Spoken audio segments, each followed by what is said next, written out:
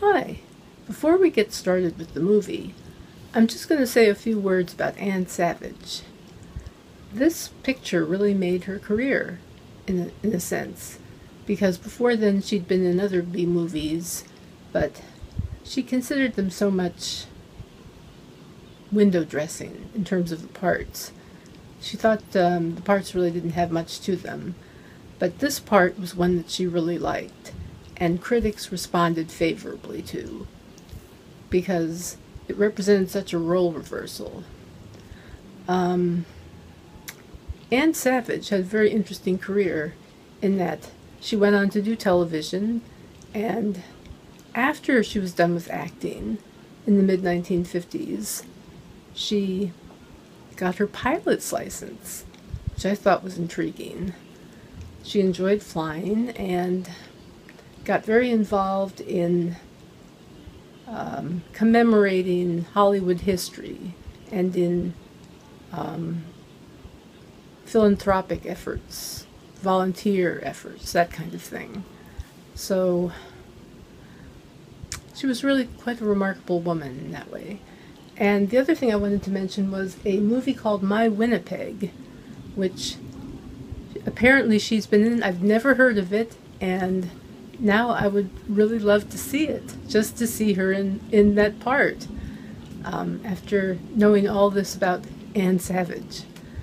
In any case, let's get to Detour, the film that really cemented Anne Savage in film history.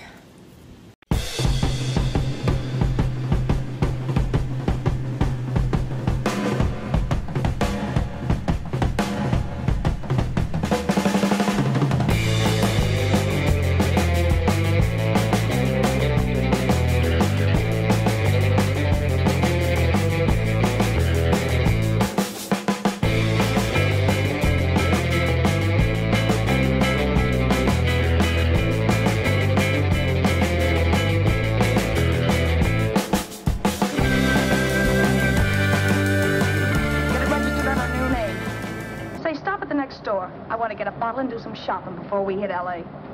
Okay. As soon as we find a place, I'll drop you off and pick you up later. Nothing doing. You're coming in, too. From now on, you and I are like the Siamese twins. Have it your way, but I don't get the point. The point is, I don't want you to get lost. I'm not going to beat it if that's what you're afraid of. I'll say you're not. Well, I'm going to see that you sell this car so you don't get caught. Thanks. Of course, your interest wouldn't be financial, would it? You would want a small percentage of the profits. Well, now that you insist, how can I refuse? 100% will do. Fine. I'm relieved. I thought for a moment you were going to take it all. I don't want to be a hog. A few hours later, we were in Hollywood. I was recognizing places Sue had written about. It struck me that far from being at the end of the trip, there was a greater distance between Sue and me than when I started out. Vera wasn't kidding with that Siamese twins crack. She rented a little apartment as Mrs. Charles Haskell. When I objected to this, she explained that it was on account of the car. A dealer might think something was funny if he called and found we were using different names.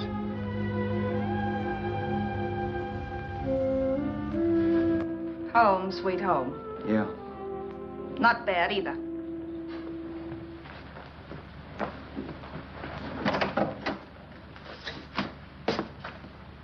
In case there's any doubt in your mind, I'll take the bedroom. Yeah. Sure is stuffy in here.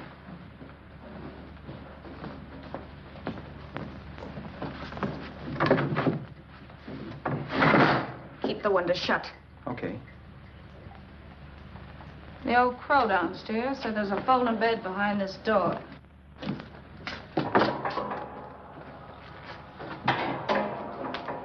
You know how to work it? I invented it. Some joint. One can't have everything.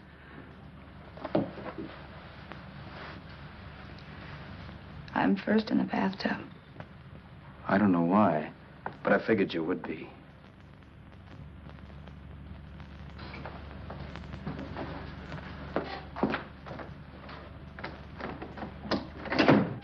Boy, oh boy. It sure feels good to be clean again. I must be 10 pounds lighter. You must be. Well, hitching rides isn't exactly the way you keep your schoolgirl complexion. I wish that guy with the sax would give up. Gets on my nerves. Forget it. Have a drink. Aren't you afraid I might take you up on it? If I didn't want to give you a drink, I wouldn't have offered it. Why be a sorehead, Roberts? You got yourself into this thing. You should be grateful I'm not turning you in. Why, if I wasn't regular, you'd be in the pen this minute, being photographed, fingerprinted, and being pushed around by the cops. So cheer up. Get rid of that long puss. Or is your conscience bothering you?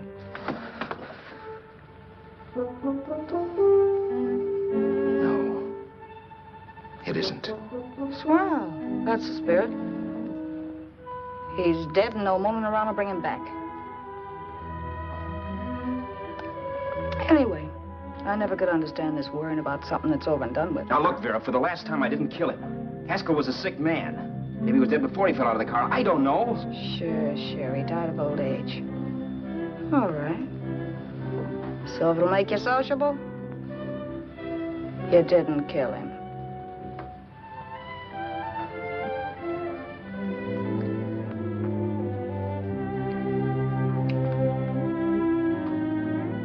Thanks.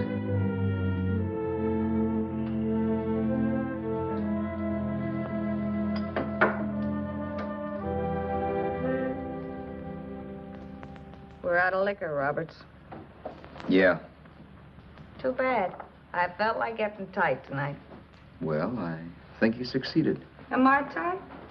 As a prima donna's corset. That's good. I wanted to get tight. Why? What have you got to get tight about? Oh, I don't know. Few things.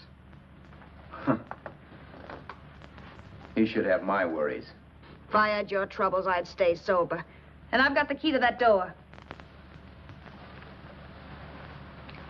Yeah. Maybe you're right. I'm always right. You know, I don't like your attitude, Roberts. Well, there's a lot of things I don't like. Sure. But life's like a ball game. You gotta take a swing at whatever comes along before you wake up and find it's a ninth inning. You read that somewhere. That's the truth, Roberts. All you do is bellyache. Taking it easy and, well, trying to make the best of things. But maybe that's what's wrong with the whole world. Get the professor. People knock themselves out trying to buck fate. Now, take you, for instance. You're lucky to be alive. Why, suppose Haskell had opened your door. You'd be playing a harp now. Think of that. You think of it. I'm tired of thinking. There's plenty of people dying this minute. I would give anything to trade places with you. I know what I'm talking about. I'm not so sure. At least they know they're done for. They don't have to sweat blood wondering if they are. Your philosophy stinks, pal. We all know we're going to kick off someday. It's only a question of when. But what got us on this subject anyway? We'll be discussing politics next. Yeah. Where'd you hide the butts? On the table, sucker.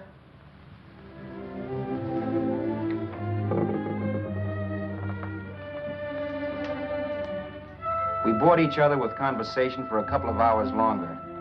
Every 5 minutes, one of us was wishing we had another bottle or a radio or something to read. Then finally, we ran out of chatter. I know it's only 11 o'clock, but I want to get up early and make the rounds of the used car lots. No hurry about that. We got all the time in the world. Maybe you have, but if you think I want to stay cooped up in this place any longer than I have to, you're batty. It's not a bad place. Pay plenty for diggings like this in New York. I wouldn't like it if it was the Ritz.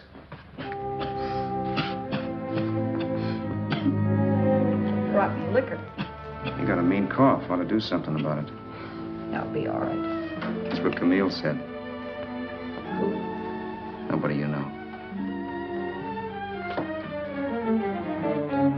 Wasn't that the dame that died of consumption? Yeah. Wouldn't it be a break for you if I did kick off? You'd be free with all Haskell's dough and car. I don't want to see anybody die. Not even me. Especially not you. One person died of me. If you did, well, that's all I need. You don't like me, do you, Roberts? Like you. I love you. My favorite sport is being kept prisoner. After we sell the car, you can go to blazes for all I care. But not until then.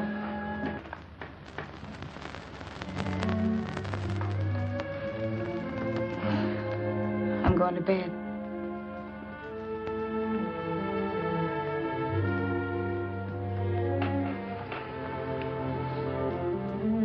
Good night, Roberts. Don't try and sneak away during the night. All the doors are locked. Anyway, if I find you gone in the morning, I'll notify the police. They'll pick you up. Don't worry, I know when I'm in a spot. Well, good night. I hope that portable rack isn't too uncomfortable for you. Don't lose any sleep over it, will you, Vera?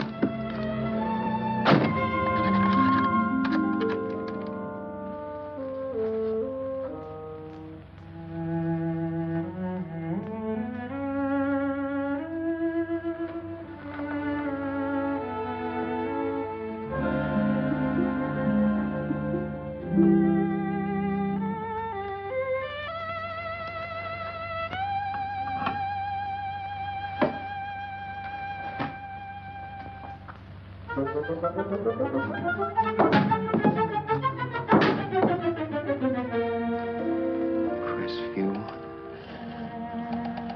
6, 5, 7, 2, 3. Hello? Hello? Hello? Hello?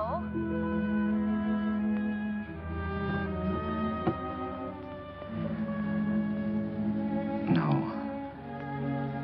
Not yet, darling. Tomorrow. Maybe. If this were fiction, I would fall in love with Vera, marry her, and make a respectable woman of her. Or else she'd make some supreme Class A sacrifice for me and die. Sue and I would bawl a little over her grave and make some crack about there's good in all of us. But Vera, unfortunately, was just as rotten in the morning as she'd been the night before. All right, I'm coming. Look, Vera, it's almost noon. So what? The dealers will be there all day? They'll be there all year, too, but it doesn't wait that long. Shut up. You make us like a husband. Well, do I rate a whistle? You sure do, but let's go. Let's go, let's go. I spent $85 in 2 hours preparing bait, and all you can say is let's go. Come on.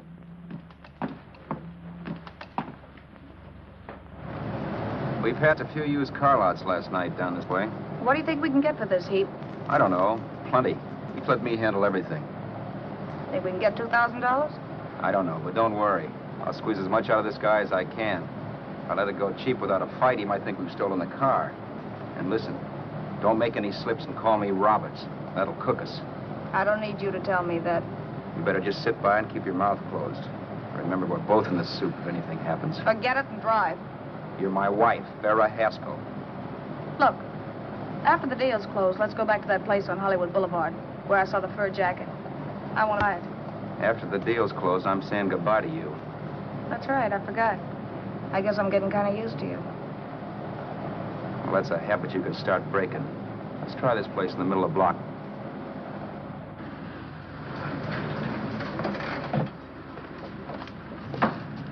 Good afternoon. What can I do for you?